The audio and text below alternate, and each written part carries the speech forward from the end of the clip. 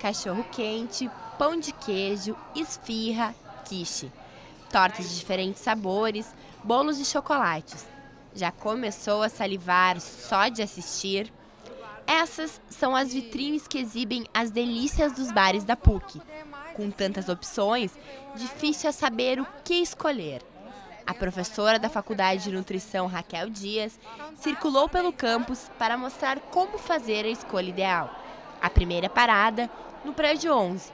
O primeiro desafio, o salgado. É importante a gente preferir aqueles salgados que têm uma massa integral. Então aqui, por exemplo, a gente tem algumas opções, né? Além de ter a massa integral com linhaça, com gergelim, também algumas opções vegetarianas que vão ter uma quantidade menor de gordura.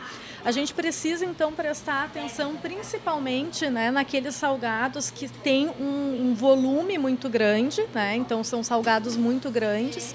Ou então aqueles salgados que, apesar de serem assados, por exemplo, um croissant, ele é assado, mas a massa dele é praticamente 50% ou até mais de gordura.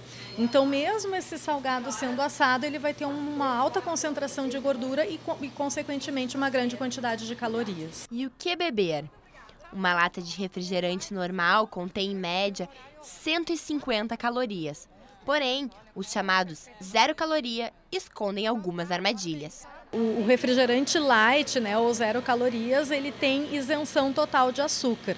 O que é importante a gente ressaltar? Que apesar dele não ter açúcar ou ter uma quantidade de calorias muito baixa, ele tem uma série de aditivos químicos. Então pode ser uma alternativa à, né, substituição do refrigerante tradicional, mas a gente tem que lembrar que esses produtos são ricos em sódio, são ricos em produtos químicos, que quanto menos a gente consumir, melhor. De bebidas frias, a gente sempre opta por aqueles sucos naturais, né? Então mesmo engarrafados ou sucos de polpa, né? Evitando então aqueles sucos ou então refrigerantes que contenham açúcar, né, na sua composição. O frio chega e o corpo sente a necessidade de consumir algo quente. Um chá, café, um chocolate bem quentinho. Qual a melhor opção? As bebidas, então, a gente tem algumas opções. O que faz muito sucesso são os cafés, né, de máquinas. Então, é importante prestar atenção que algumas preparações contêm açúcar e outras não. Então, é interessante escolher geralmente aquelas que não têm açúcar ou também, né, diversificar usando aquele tradicional café com leite, com o café passado, leite desnatado ou semidesnatado.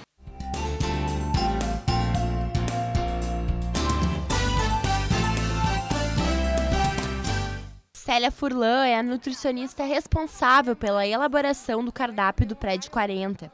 Célia manteve os pratos tradicionais e adicionou algumas novidades.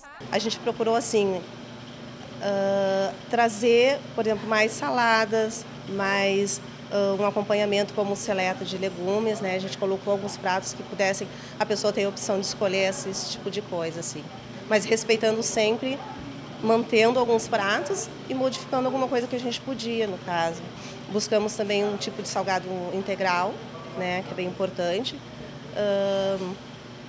E nós tínhamos assim a salada do prato, que era uma salada sempre específica, sempre a mesma.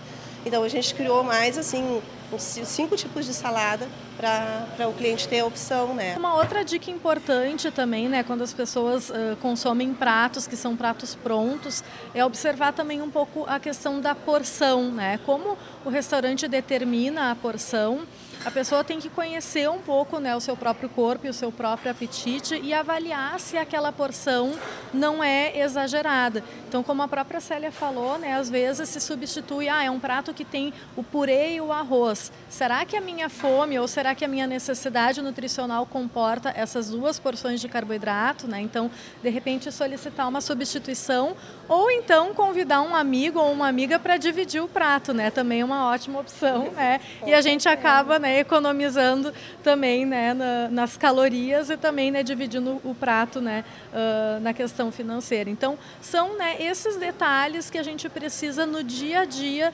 prestar atenção, né, para não exagerar nas calorias, adaptar conforme a estação do ano, né.